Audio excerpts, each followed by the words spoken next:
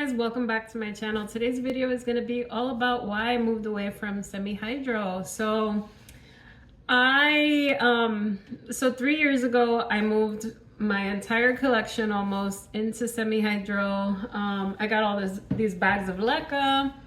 I potted this up 3 years ago. This is my Brassivola Jiminy cricket. I still have a few orchids in semi-hydro and some are doing just fine. But over time, things didn't work out the way I wanted. So I'm gonna go through what attracted me to this grow method, things that went wrong, things that went right, like in this case, and just some general challenges and why I'm moving back to organic. So when I first started growing orchids, I grew everything in like bark and moss, and I would tend to underwater my orchids. So at first I used to overwater my orchids. Some of them didn't do so well, so then I underwatered. And then as I grew my collection, I had less time to water. And then I saw these videos on YouTube, maybe like four years ago-ish, 4 or 5 years ago.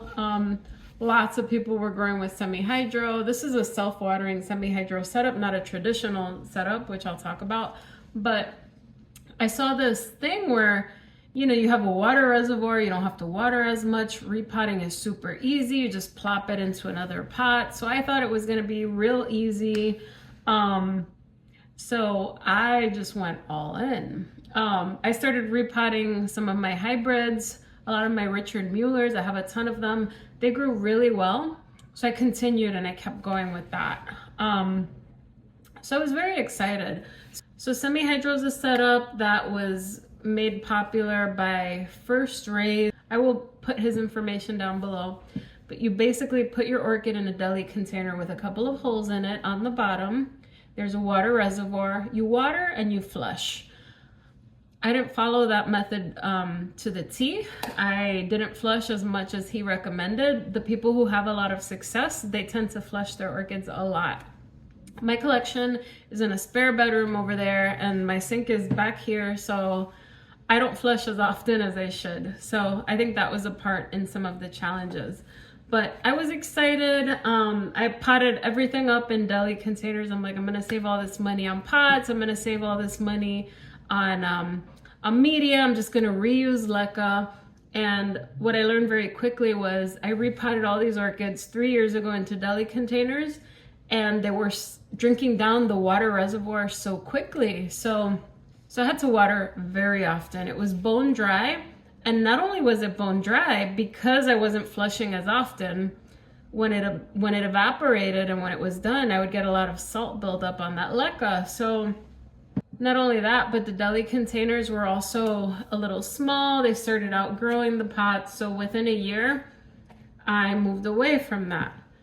Now, I stayed with it for a little while, but I was upgrading my pots and I started getting these 7-inch pots.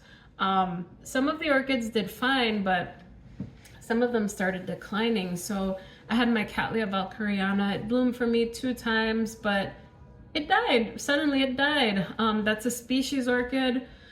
My hybrids were fine, but over time I had mixed results. So some of the orchids that were in the system, they just weren't growing as well.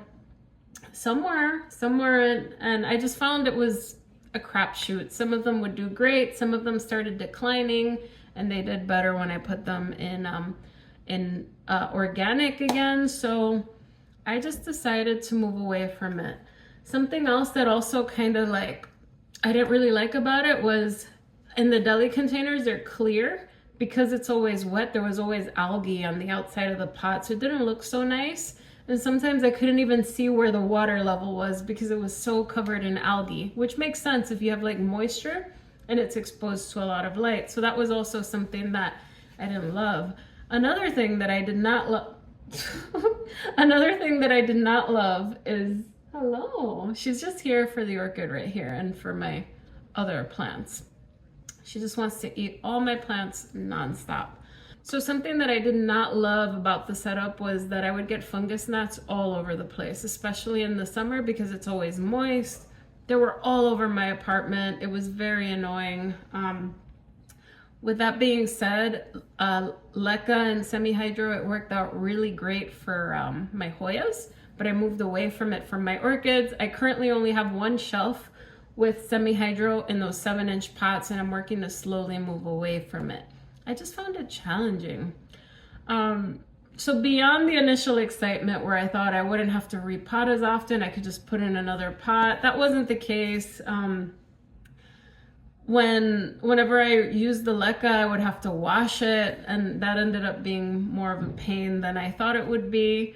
But when I had to repot, I noticed that when the roots would get root bound on some of the hybrids, you still have to loosen up that root ball, so you can't just slip pot all of the orchids all the time. And removing Leca is a lot harder than removing bark and moss. Now, what were the challenges that I faced with this method? Root rot was definitely the first one. So whenever you repot into semi-hydro, you have to repot when a new root system is coming in, because the old one is not adapted to the growth system and the old roots die off.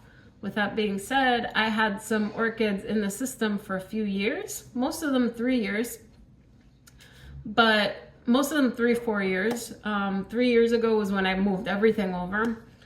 But I noticed over time, even the new roots, they started declining. So some roots, they'll adapt, but then they'll start declining unpredictably. Like, they don't always like the setup long term. And it makes sense, they never get dry. So it's always like this humid environment, especially if it's self-watering or pure semi-hydro where you have a reservoir on the bottom, it just never dries. Salt buildup, which I mentioned, was something that came up quite a bit. Every time I would water, especially in the deli containers, if it had a good root system, sometimes that water reservoir was done within a day. So I got salt buildup. Now, if you are flushing regularly, you probably won't have this issue. And there's a grower, Ninja Orchids. She grows her orchids in semi-hydro. She has for years, beautifully. But she follows the method better than I did. She flushes her collection all the time. She puts, as she says it, the more you flush, the more oxygen the roots get. So she has less of those issues, and that's probably why I had a lot of salt buildup. Algae buildup, which I mentioned, was gross. Some of my clear pots just got so icky that I couldn't even tell how much water was in the pot. So I didn't like that at all.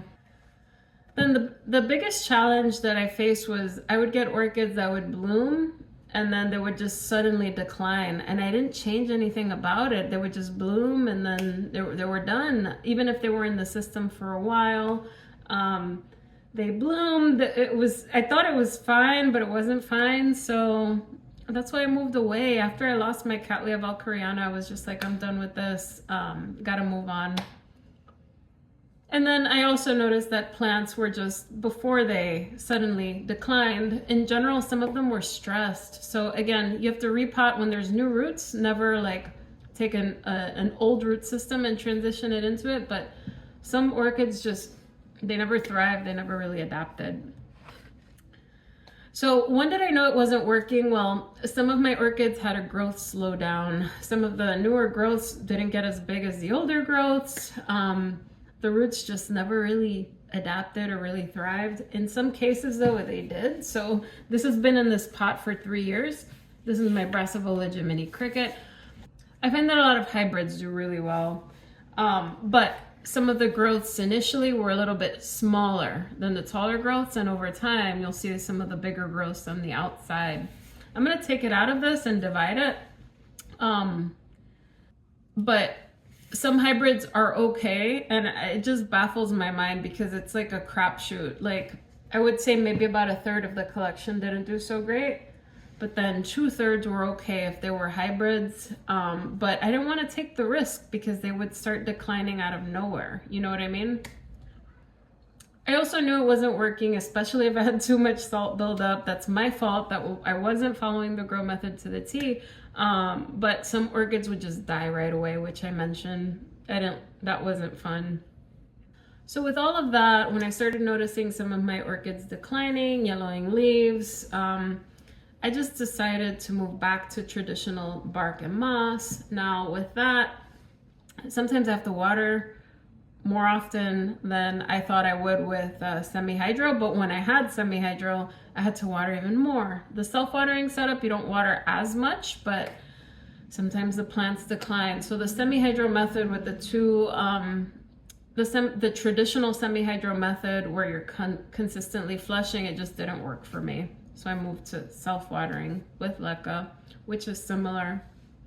So right now, here in New York, I just find that bark and moss works out really well. If I do like 80% bark, 20% moss, it's perfect.